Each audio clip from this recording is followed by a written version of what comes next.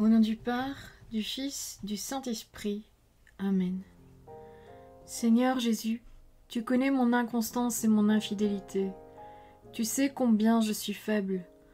Alors je demande en ton nom que notre Père céleste envoie son Esprit pour que quotidiennement je puisse entreprendre la lecture du catéchisme de l'Église catholique et que mon cœur s'ouvre à la tradition enseignée par ton Église, ma mère. Que je puisse ajuster toutes mes actions et mes œuvres à son enseignement. Mon Jésus, avec confiance j'abandonne la constance et la fidélité de toute la démarche entre tes mains. Que Saint Michel Archange et mon ange gardien protègent et défendent chaque moment quotidien consacré à cette lecture. Maintenant, avec toi et par ta voix, disons: Notre Père, qui es aux cieux, que ton nom soit sanctifié, que ton règne vienne, que ta volonté soit faite sur la terre comme au ciel. Donne-nous aujourd'hui notre pain de ce jour. Pardonne-nous nos offenses comme nous pardonnons aussi à ceux qui nous ont offensés. Et ne nous laisse pas entrer en tentation, mais délivre-nous du mal. Amen. Ensemble, mon Jésus d'amour, saluons notre sainte maman, la Vierge Marie. Entre ses mains, je remets mon cœur, mon âme, ma volonté et ma vie, afin que par ses soins règne en moi la volonté du Père, et qu'en ses mains mes œuvres soient gardées, transformées, en parfaite offrande rayonnante de la lumière de Dieu, pour sa gloire, le salut des âmes et la consolation des âmes du purgatoire. Je te salue Marie, comblée de grâce. Le Seigneur est avec toi, tu es bénie entre toutes les femmes, et Jésus, ton enfant, est béni. Sainte Marie, Mère de Dieu, prie pour nous, pauvres pécheurs, maintenant et à l'heure de notre mort. Amen. Je te salue Marie, comblée de grâce, le Seigneur est avec toi. Tu es bénie entre toutes les femmes, et Jésus, le fruit de tes entrailles, est béni. Sainte Marie, Mère de Dieu, prie pour nous, pauvres pécheurs, maintenant et à l'heure de notre mort. Amen. Je te salue Marie, comblée de grâce, le Seigneur est avec toi, tu es bénie entre toutes les femmes, et Jésus, le fruit de tes entrailles, est béni. Sainte Marie, Mère de Dieu, prie pour nous pauvres pécheurs, maintenant et à l'heure de notre mort. Amen. Ô Saint-Esprit, par l'intercession du cœur immaculé de la Sainte Vierge Marie, et par le cœur chaste de Saint Joseph, donne-moi un cœur doux, humble, pur, miséricordieux et charitable. Rends-moi docile à tes célestes inspirations, et prompte à y répondre. Que mon cœur enflammé de ton amour soit en toutes ses œuvres dans la volonté du Père, œuvrant ainsi sous ton joug léger et joyeux. Père céleste, je fais ces demandes par les mérites, les œuvres et les souffrances de Jésus-Christ, ton Fils bien-aimé.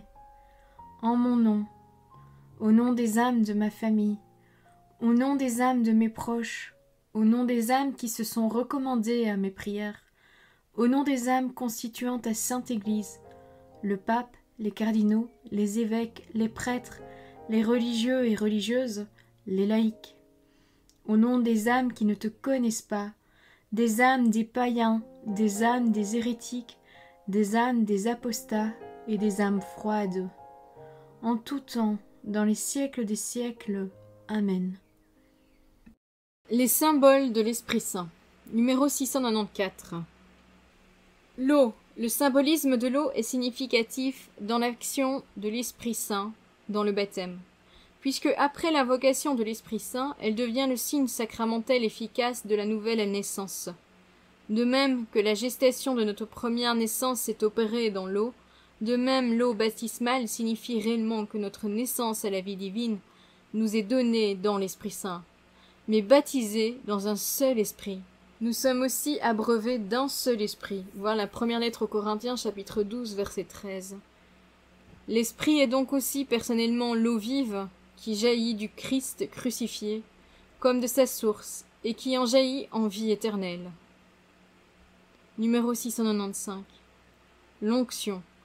Le symbolisme de l'onction d'huile est aussi significatif de l'Esprit Saint, jusqu'à en devenir le synonyme. Dans l'initiation chrétienne, elle est le signe sacramentel de la confirmation, appelée justement dans les églises d'Orient chrismation. Mais pour en saisir toute la force, il faut revenir à l'onction première accomplie par l'Esprit Saint, celle de Jésus-Christ. Messie à partir de l'hébreu signifie oint de l'Esprit de Dieu. Il y a eu des oints du Seigneur dans l'ancienne alliance, le roi David éminemment. Mais Jésus est loin de Dieu d'une manière unique. L'humanité que le Fils assume est totalement ointe de l'Esprit Saint. Jésus est constitué Christ par l'Esprit Saint.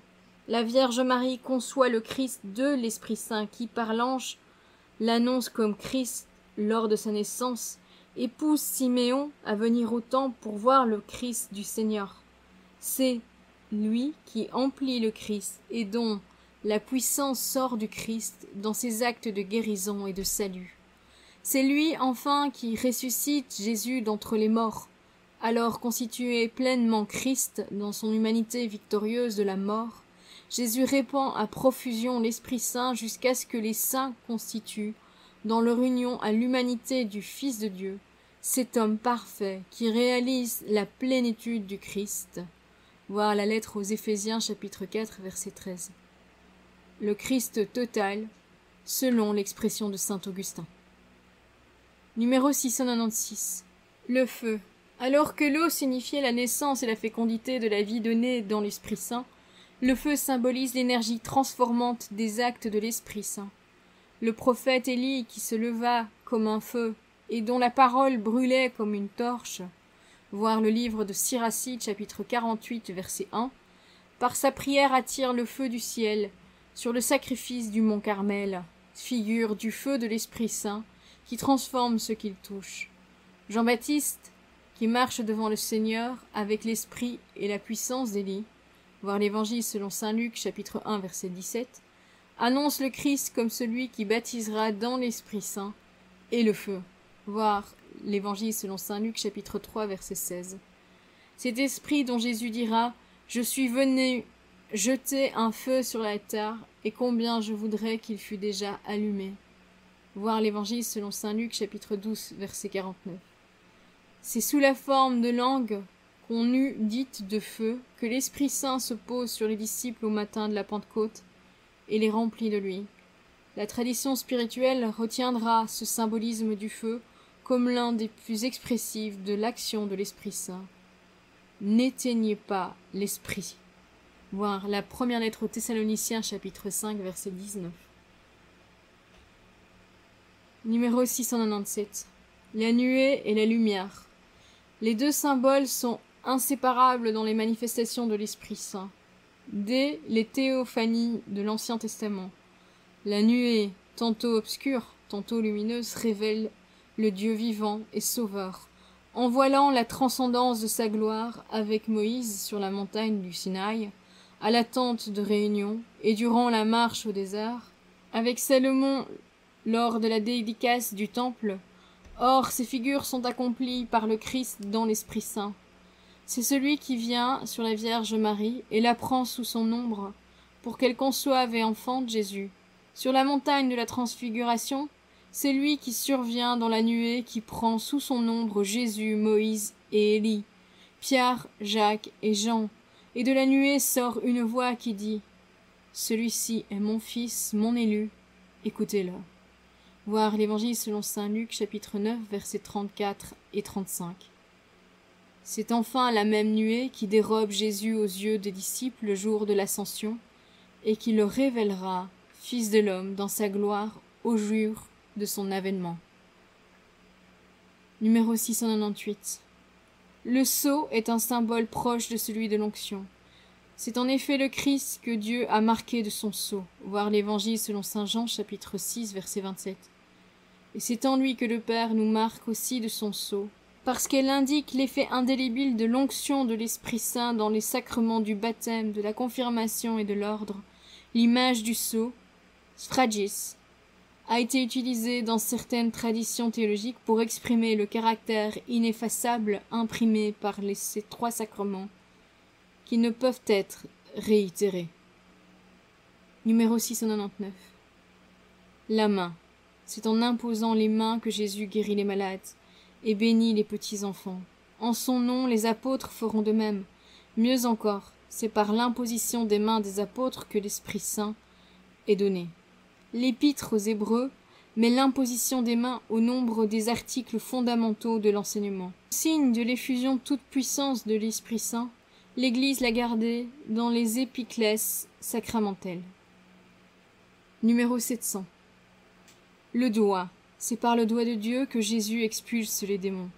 Si la loi de Dieu a été écrite dans les tables de pierre par le doigt de Dieu, voir le livre de l'Exode chapitre 31 verset 18, la lettre du Christ remise aux soins des apôtres est écrite avec l'Esprit de Dieu vivant, non sur des tables de pierre, mais dans les tables de chair, sur les cœurs. Voir la deuxième lettre aux Corinthiens chapitre 3 verset 3. L'hymne Veni Creator Spiritus invoque l'Esprit Saint comme le doigt de la droite du Père. Numéro 701. La colombe. À la fin du déluge, dont le symbolisme concerne le baptême, la colombe lâchée par Noé revient, un rameau tout frais d'olivier dans le bec, signe que la terre est de nouveau habitable. Quand le Christ remonte de l'eau de son baptême, l'Esprit Saint sous forme d'une colombe descend sur lui et y demeure. L'Esprit descend et repose dans le cœur purifié des baptisés. Dans certaines églises, la sainte réserve eucharistique est conservée dans un réceptacle métallique en forme de colombe, le columbarium, suspendu au-dessus de l'autel. Le symbole de la colombe pour suggérer l'Esprit Saint est traditionnel dans l'iconographie chrétienne. Voilà, c'est tout pour aujourd'hui. Je vous souhaite à tous une bonne et sainte journée. Que l'Esprit Saint repose sur chacun de nous et nous prenne sous son ombre. Au nom du Père, du Fils, du Saint-Esprit. Amen.